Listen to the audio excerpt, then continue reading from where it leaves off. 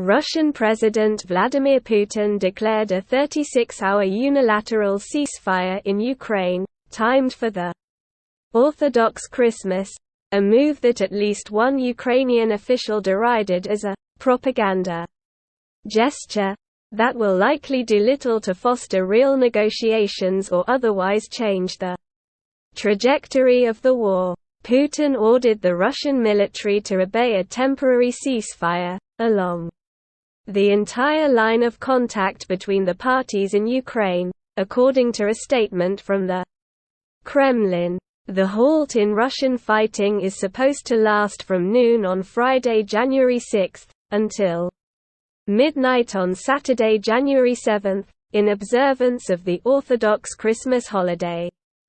The Kremlin cited a speech from Patriarch Kirill, the firebrand head of the Russian Orthodox Church, who has been a full-throated supporter of both Putin and the invasion of Ukraine, as the reason for the decision. As a large number of Orthodox Christians reside in the area of hostilities, we call on the Ukrainian side to declare a ceasefire to allow them to attend church services on Christmas Eve as well as on Christmas Day, said the Kremlin statement.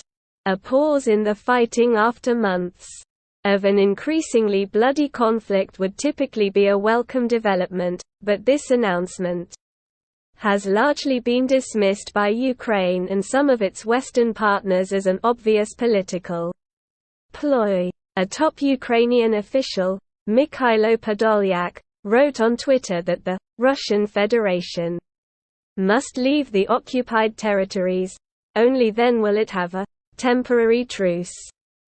Keep hypocrisy to yourself. Ukrainian President Volodymyr Zelensky was also cynical, accusing Russia of trying to use the ceasefire to regroup in eastern Donbas.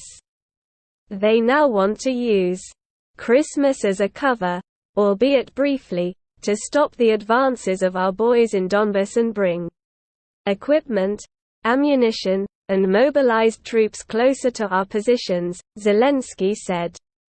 Both Ukraine and Western officials have good reason to be skeptical of Putin's announcement.